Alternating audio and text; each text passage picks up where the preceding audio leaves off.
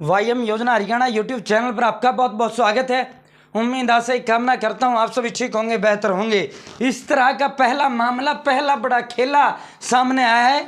बाकी हम इसमें कुछ नहीं कर सकते, कुछ नहीं अपने पास से कह सकते। ये हुआ भी है या ऐसा होता भी है या नहीं भी होता। शुरू करने से पहले मैं एक चीज़ कहता हूँ, मेरा जो अपना पर्सनल व्यक्तिगत जो विचार है, जितना मैं फैमिली आईडी को जानता हूँ हरियाणा सर, मुझे नहीं लगता ये संभव है।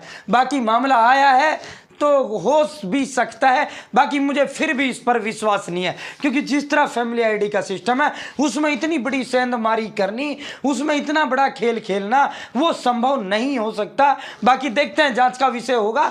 साथियों, इसको लेकर फैमिली आईडी के जो माननीय चेयरमैन हैं डॉक्टर सतीश खोड़ा जी, मेरे पर्सनल व्यक्तिगत संबंध भी उनसे हैं, उस दिन उनसे भी मैं संवाद इस विषय पर करूंगा। क्या कुछ ऐसा असर होता है, ऐसा हुआ है, या इस मामले की जांच गहनता से कीजिए, और अगर ऐसा हुआ तो दंडात्मक कार्रवाई कीजिए, वरना जो है मुझे नहीं लगता ऐसा होता है। फिर मैं दोहराता हूं, क्योंकि नेगेटिविटी फैलाना, सरकार के खिलाफ बोलना या सरकार के पक्ष में बोलना ये मेरा काम नहीं है। ना मैं सरकार के पक्ष में बोलता हूं, ना सरकार के विरोध में बोलता हूं। मेरा काम योजनाएं दिखाना है, योजनाएं दिखाता हूं। हरियाणा फैमिली आईडी बड़ा खेला, राशन डिपो कर रहे बड़ा खेला, ये आरोप जनता ने लगाए हैं, ये मैंने नहीं। फैमिली आईडी इनकम बढ़वा दी, इनकम जब बढ़वाई तो बीपीएल राशन कार्ड कटवा दिया, सबको सरसों तेल चीनी गेहूं सब बंद करवा दिया।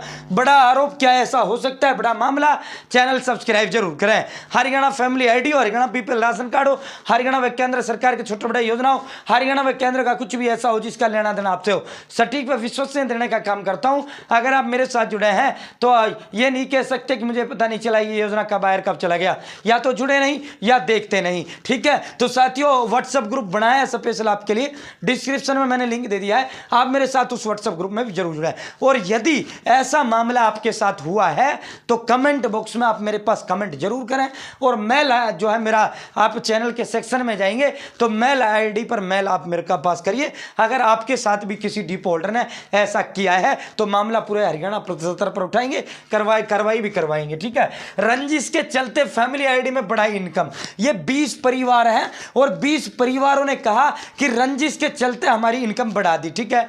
बीपीएल कार्ड कटवा दिए, ठीक है। अब किससे रंजिश है? इनका कहना है, ये नूहू के नाहरपुर गांव का एक मसला है। इनका कहना है कि जो डिपो होल्डर है उसने सरसों का तेल दिया नहीं, सरसों का तेल नहीं दिया तो जो है हमारी उनसे लड़ाई झगड़े हो गए, गाली गलौच जो भी होना था वो हो गया। अब उसने रंजिश में जो है हमारे बीपीएल कार्ड कटवा दिए।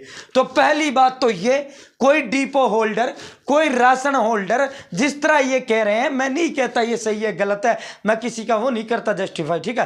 पहली बात तो ये, बिना अंगूठे के वो आपका तेल देगा कैसे, ठीक है। वो अगर आपका अंगूठा लग गया तो कोई माइकलाल डिपो होल्डर ऐसा नहीं जो आपका खा जाए, ठीक है। अब तो ऐसा नहीं, अगर आपका अंगूठा लगा है फिर आपको तेल नहीं दिया तो फिर तो आप सही हो। यदि आपका अंगूठा नहीं लगवाया फिर नहीं दिया तो वो तो ना डिपो होल्डर का है ना आपका है, वो तो सिर्फ वापिस सरकार का है।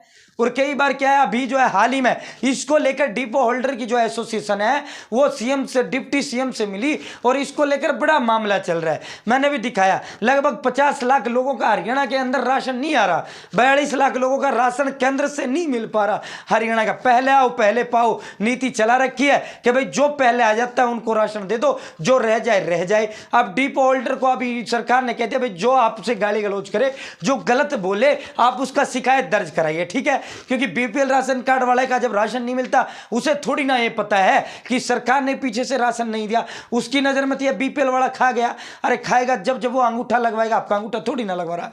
तो पहले आओ पहले पाओ। अब दिसंबर महीने की बात करूं तो मैं 1,68,000 का, 1,68,00,000 का राशन बन रहा है, 1,32,00,000 का, 1,26,00,000 का इन्होंने भेजा है। 42 लाख लोगों का राशन आया ही नहीं, सरकार ने नहीं दिया। अब जो 42 लाख रहेंगे वो तो ये कहेंगे कि डिपो होल्डर खा गया, फिर वही उल्टा वो करेंगे। अब सरकार ने कह दिया अगर आपसे करे तो आप कार्रवाई करवाइए, ठीक है। तो ऐसा भी कुछ मामला सामने आता है। नूहू जिले के नाहरपुर गांव में रंजिश के चलते फैमिली आईडी में इनकम बढ़ाने का मामला सामने आया। मैं बहुत लंबे समय से ये कर रहा हूं, ये पहला मेरा जो है ऐसा मैंने देखा है किसी ने आरोप लगाया है कि इनकम ही बढ़ा दी, जबकि इनकम तो ऑटोमेटिक आपका बढ़ता है, कटता है। बीपीएल राशन कार्ड ना कोई कटवा सकता है, ना इन्होंने कहा है कि इनकम बढ़वाई है हमारी, और जबकि इन्होंने बीपीएल का आरोप नहीं लगाया, क्योंकि सबको पता है भाई ना तो डिपो होल्डर के पास इतनी पावर है, ना सरपंच के पास इतनी पावर है, और ना किसी के पास है कि किसी का बीपीएल कटवा दे बढ़वा दे। तो साथियों, बढ़ाने का फैमिली आईडी में इनकम बढ़ाने के चलते 24 परिवार हैं, 24 परिवारों के राशन कार्ड कट गए, जिससे ये परिवार सरकार से मिलने वाले राशन से पिछले 3 महीने से वंचित है। इन परिवारों ने एसडीएम को ज्ञापन सौंपकर आरोपी डिपो होल्डर के खिलाफ कार्रवाई करने और दोबारा बीपीएल कार्ड बनाने की मांग की है। ठीक है, नाहरपुर गांव के 24 गरीब परिवारों ने बताया कि हमारे परिवार पहचान पत्रों में छेड़छाड़ की गई है। इन्होंने कहा कि हमारी फैमिली आईडी में छेड़छाड़ की गई है और हमारी इनकम बढ़ा दी है, जिससे हम सभी के बीपीएल कार्ड कट गए हैं। अब एक्चुअल में होता क्या, ये तो ऑटोमेटिक होता है चीजें, ये तो ऑटोमेटिक होता है। ये तो कोई ना कोई किसी के अंदर इतनी ताकत नहीं, हिम्मत नहीं किसी के अंदर, क्योंकि सिफारिश चलता नहीं, कोई किसी का कुछ बढ़ा घटा नहीं सकता। ये तो ऑटोमेटिक है, रैंडम है, कोई कुछ भी नहीं कर सकता। उन्होंने आरोप लगाया कि हमारे परिवार पहचान पत्र में छेड़छाड़ डिपो होल्डर ने की है, और इनके उन्होंने कहा कि कुछ दिन पहले सरसों का तेल नहीं देने पर उनकी शिकायत की थी, उसी रंजिश के चलते उन्होंने हमारे साथ ये किया है। नाहरपुर गांव के साजिदा, परवेज, जरीना, इस्लाम, अनवरी, अब्दुल रज्जाक, इसाक, कासम ने बताया कि डिपो होल्डर ने दूसरे की सीएससी आईडी चलाकर हमारी फैमिली आईडी में छेड़छाड़ की है, और हम पिछले 3 महीने से धक्के खा रहे हैं। अगर उस डिपो होल्डर ने छेड़छाड़ भी की है तो सीएससी में भी एक प्रक्रिया होती है, उसमें ग्रीवेंस वो लगा ही नहीं सकता। वो ज़्यादा से ज़्यादा क्या करता है वो, और फिर दूसरा इसके अंदर मुझे नहीं लगता इसमें कुछ सच्चाई है। अब मैं इसमें निष्कर्ष पर पहुंच चुका हूं, क्योंकि इसमें मुझे नहीं लगता कुछ सच्चाई है। इसमें इसलिए सच्चाई नहीं है, अगर इस डिपो होल्डर ने छेड़छाड़ फैमिली आईडी के अंदर की है तो सबसे पहली बात तो यह है कि फैमिली आईडी के अंदर लॉगिन होने के लिए ओटीपी चाहिए। संभवतया अगर मैं फैमिली आईडी अपनी भी लॉगिन करूं तो पहले लॉगिन ओटीपी आएगा, ओटीपी आने के बाद ही फैमिली आईडी आगे जा पाएगा, जब खुल पाएगा। इनकम बढ़ानी है, इनकम कम करवानी है, कुछ भी करना है, बिना ओटीपी के तो कर नहीं सकता। अब ये आरोप लगा रहे हैं, अगर इन्होंने इनके परिवार इनका छेड़छाड़ डिपो होल्डर ने किया है, उनके पास तो कोई एक्सेस नहीं होता डिपो होल्डर के पास इनका छेड़छाड़ कर ले, तो संभवतः ओटीपी गया होगा, तो ओटीपी आया नहीं। तो ये सब जो है सारी एक स्वतः प्रणाली है, इसके तहत ऑटोमेटिक चीजें होती हैं, ऑटोमेटिक बीपीएल राशन कार्ड बनते हैं, ऑटोमेटिक कटते हैं। ये एक, मुझे लगता है महज एक संयोग है। ठीक है, महज एक ये संयोग है।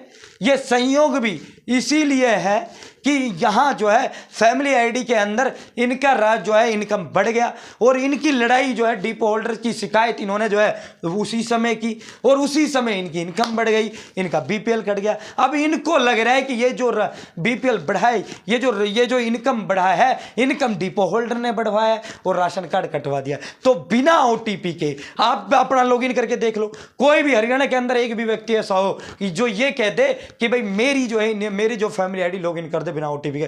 कोई किसी की भी, आप स्वयं अपनी फैमिली आईडी में लॉगिन नहीं कर सकते बिना ओटीपी, तो ओटीपी थोड़ी ना एक्सेस कर सकता है डिपो होल्डर। चलो ठीक है, सीएससी आईडी ले ली होगी उसने, लेकिन ये चीजें जो है सरकार पे उंगली इस तरह जो है गलत है, मुझे नहीं लगता इसमें कुछ सच्चाई है। तो ये एक महज एक संयोग वाला मामला यहाँ हुआ है। संयोग भी ऐसा है कि यहाँ इस डिपो होल्डर ने जो है इससे इनकी लड़ाई हुई है, इनकी इनकम बढ़ गई है, इनके बीपीएल कट गए हैं, जबकि बिना ओटीपी कोई किसी की फैमिली आईडी को लॉगिन नहीं कर सकता। तो फिलहाल इतना ही, बहुत बहुत धन्यवाद।